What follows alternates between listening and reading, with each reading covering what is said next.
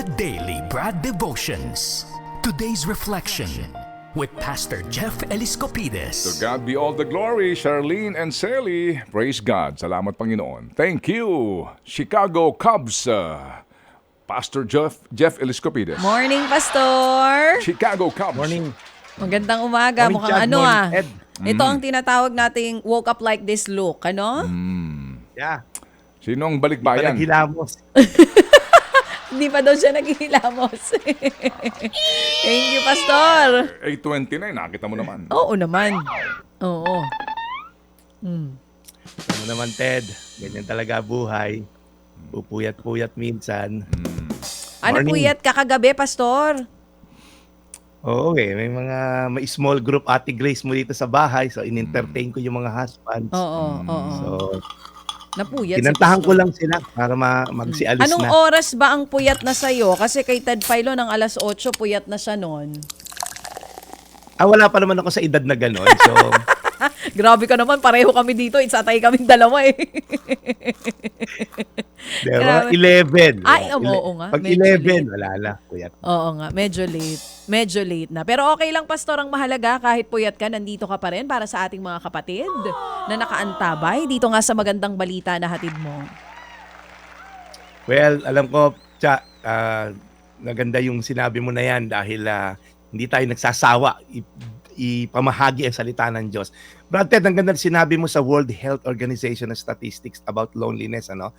Tingin ko itong mga happy anonymous natin, hindi kasama sa statistics natin na yan. At may point po ako dyan mamaya sa dulo ng aking share. Nasa tema pa rin po tayo ng larawan ng taong blessed.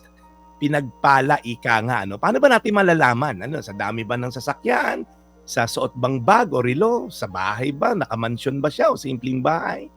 Ang sinasabi po natin, ang itsura po ng blessed na tao, ang pinagpalang tao sa mata ng Diyos sa iba. Una nga po, sinabi natin na si Abraham po ay isang taong blessed ng Diyos at binigay sa kanya ni Lord malinis na pangalan.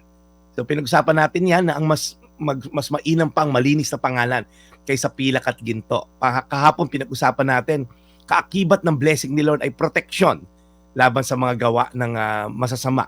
At ito pa pong isang marka ng isang taong blessed. Pag-usapan natin, sabi dun sa Genesis 12 na hinihimay natin, sabi kay Abraham, all peoples on earth will be blessed through you. So sinabi po ni God, Abraham, I will bless you so that you will be a blessing. Ang isang marka po ng taong blessed ay bunga po niyan ay isang taong generous. Blessing po siya sa maraming tao. Laging handang tumulong. Hindi lang po pinansyal. Tatlo po yan. Time, your talent, or your treasure. Wala kang pera pero marami kang time makinig. Yung sinabi ni Brad Ted, yung about loneliness. Kung may listening ear lang tayo, may time ka makinig sa isang hinaing ng tao, that's a generous act po. Yung pagiging handa tumulong. Yung talento po natin, kung binabahagi natin, that's a sign of generosity. Kaya sabi po sa Kawikaan 11:25, ang taong mapagbigay ay magtatagumpay sa buhay. Ang taong tumutulong ay tiyak na tutulungan. Sa English po yan, he who refreshes others will himself be refreshed. So, ang sinabi po rito, ang tao raw matulungin, ang taong generous palagi, willing tumulong, ay laging ibe-bless din ni Lord. In fact, baliktad po yan, blessed na siya, kaya siya nakakapag-bless sa iba. Lalayo pa po ba tayo? Yung ating mga happy anonymous lang. Isang katutakang ehemplo natin.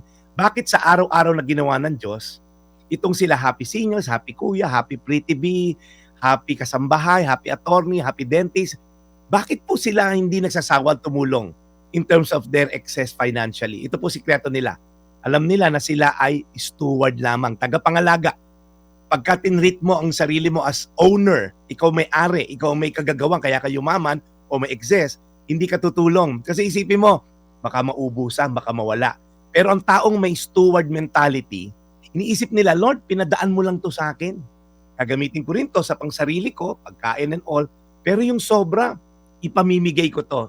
Tagapangalaga lang po kasi sila. Yun po ang difference ng greedy person versus generous na person. Ang greedy po, they feel, akin to, baka maubos, hindi ako magsishare. Ang generous, Lord, sa'yo galing to, pinadaan mo lang sa akin, alulod lang ako ng iyong biyaya, willing ako magbigay. Kaya na-solve na yung problema namin ni Brad Ted. No, dati, Bakit, Brad, araw-araw hindi nagsasawa ang mga taong magbigay? It's because they are merely a channel of God's blessing. Alam nila yan. Nasa utak yan. Kaya po, generosity is not a wallet issue. It's a heart issue. Ang pusong mapagbigay ay lagi magbibigay. Kawikaan 11:25, ang taong mapagbigay ay magtatagumpay sa buhay. Ang taong tumutulong ay tiyak na tutulungan. Tayo po'y magdasal. Panginoon, salamat po sa mga happy anonymous namin. Alam namin, Lord, na sila ay blessed. Simply because they are a blessing to a lot of people. Lord, marami naman taong sobra-sobra excess, nagkakamal ng napakaraming pera, pero laging kuripot, ayaw magbigay. Kung magbibigay man, laging may mapakinabangang pabalik. Naghihintay ng kapalit. So Lord, hindi po ganyan ang dapat pamuhay ng isang taong blessed. A blessed person is willing to be a blessing to people. Salamat po sa mga happy anonymous namin. Sa araw-araw na lang na ginagawa nyo, lagi silang willing magbigay. I-bless nyo po sila the more para po sila marami pang mag-bless. Sa pangalan ni Jesus. Amen. Amen. Lord, salamat po muli sa napakagandang araw na ito. Salamat, Lord, sa biyaya po na magandang pagkakataon para po maging tulay para po sa mga tulad nila Nanay Selly at Charlene. Salamat, Lord, sa panahon pong binibigay ni Brad Jeff at sa kanya paghatid ng magandang balita araw-araw. Pagpalain niyo po ang lahat ng aming tagapakinig na nakikiisa sa pinagdadaanan po ng aming mga kapatid. Hindi man po tumutulong yan pinansyal, sa panalangin na lang po para po sa kapayapaan ng bawat tahanan ay higit po sa lahat. In Jesus' name we pray. Amen. Amen. Amen. Amen. Brad Jeff, so you may now go back to sleep if you are puyat. 11 o'clock ng gabi ka nakatulog. Oo. At gumising ka ng anong oras?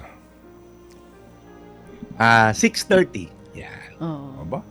Talagang medyo hindi may tatanggi na ang tulog mo din Putol-putol na. manaka-naka na rin, ha? Oo. Oo. Napaghahalataan, Pastor, sa edad, Pastor. O nga magsisikwenta na ako next year. Tsa, ihanda mo na ang banda. Uy! Grabe, mas may excite ako dun sa yung 60th mo.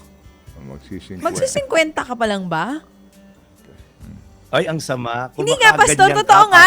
Honest question yun. Totoo nga, Pastor. Kala ko pag 49 eh. Nakaka-offend ang aga-aga.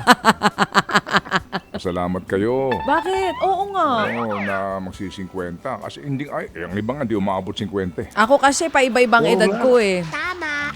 Ako magpo-46 next year. Oh, yun. Pero minsan, pasalamat. iba-iba. Minsan 38 Ano ako, yung minsan waistline? 46, Pasalamat 48, iba-iba. Depende sa mood ni Ted Filon. Pasalamat ka, Chacha. Oo, of course. Umabot ka ng 45. Hindi lahat ganitong itsura ng 45, di ba? Oo naman. Oo. Oh, so pasalamat. Ano ba yan, Tsa? Edad or waistline? Ano ba yun? Aray ko po. Sige. Kuday. Salamat na marami, Brad Jeff. Maraming salamat, Ed.